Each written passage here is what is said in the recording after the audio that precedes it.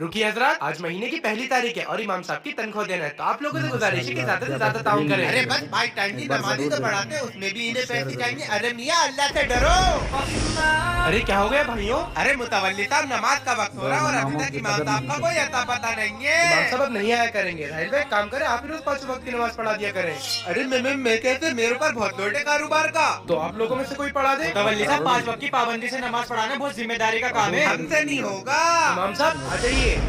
अरे इमाम साहब तो ये है, तो आप हमसे झूठ क्यों बोल रहे थे? क्योंकि भाइयों मैं आपको समझाना चाहता था कि एक इमाम की अहमियत क्या होती है। मतलब कहना क्या चाहते हो? यही कि 5 वक्त की पाबंदी से नमाज पढ़ाना कोई आसान काम नहीं। हम लोग अपने शौकों में लाखों हजारों रुपए खर्च कर देते हैं, लेकिन बात जब मस्जिद के इमाम की आती है तो हमें 3000 रुपए तनख्वाह भी ज्यादा लगने लगती है। अगर एक इमाम इतनी बड़ी जिम्मेदारी उठा रहा है तो हर मोहल्ले वाले का फर्ज बनता है कि हम उन्हें अच्छी से अच्छी तनख्वाह दें। इमाम साहब हम बहुत शर्मिंदा हैं, आप फिक्र मत करिए, अब हम सब आपको मिलकर बहुत अच्छी तनख्वाह देंगे।